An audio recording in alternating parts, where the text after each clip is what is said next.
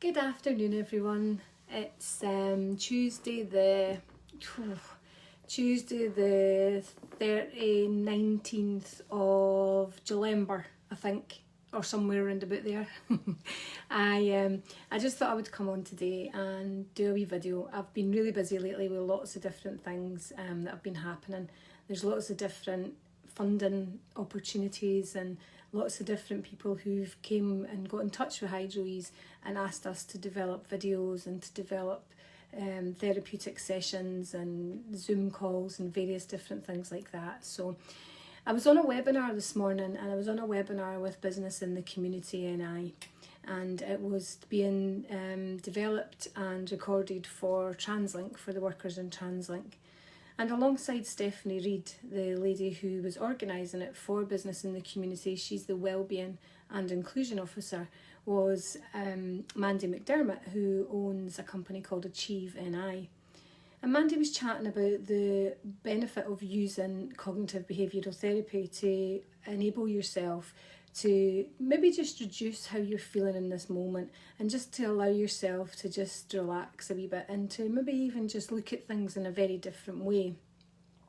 And she spoke about how our thoughts impact how we think impacts how we feel, which ultimately impacts how we behave.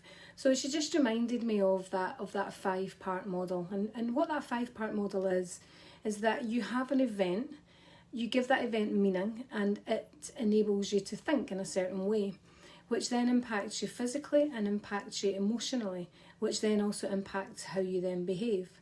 So for example, to put that into context to how we are living today and what is happening right now, is we have an event where we are in this worldwide pandemic, and a lot of people are telling themselves, I'm stuck at home and I'm not able to get out and I'm not able to see people. And what that does is it brings an element of inescapability to this whole event, which then enables the mind just to go up into a higher brainwave frequency, and it's processing information really quickly. So a lot of people are probably finding that they are unable to think very clearly, that emotionally it's enabling them to feel quite anxious, on edge, maybe not have a lot of patience, maybe be shouting at the kids more, maybe going to bed at night but not being able to sleep.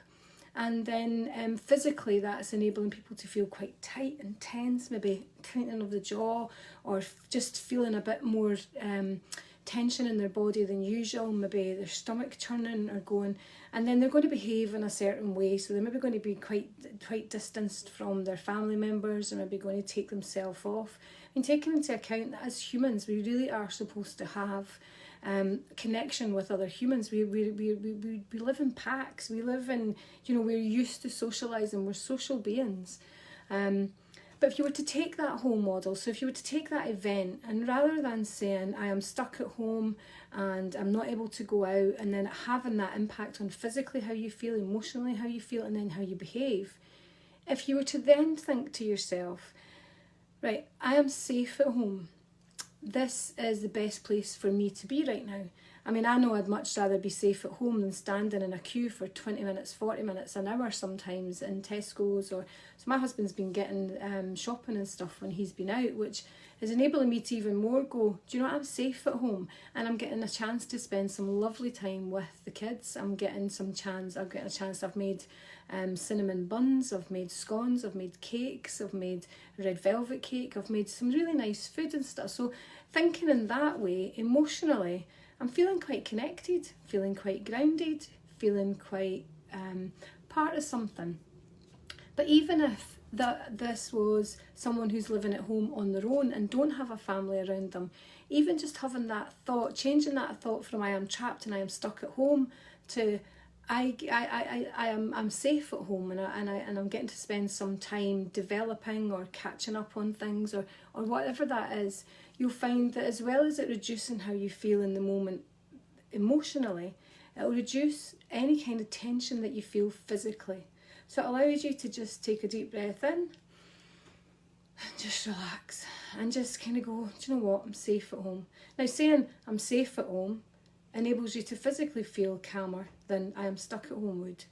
So then you'll tend to behave in a different way. So you'll maybe find that you sleep a bit better. You'll maybe find that you're able to plan things a bit better. You'll maybe find that your behaviour will just change simply by allowing the process of your thoughts to change. So always remember, how you think impacts how you feel, which impacts how you behave. And if you always do what you've always done, you'll always get what you've always got. So sometimes trying something differently. And if you don't like the way, if the way you look at things is causing you distress, the one thing you can change is how you look at it.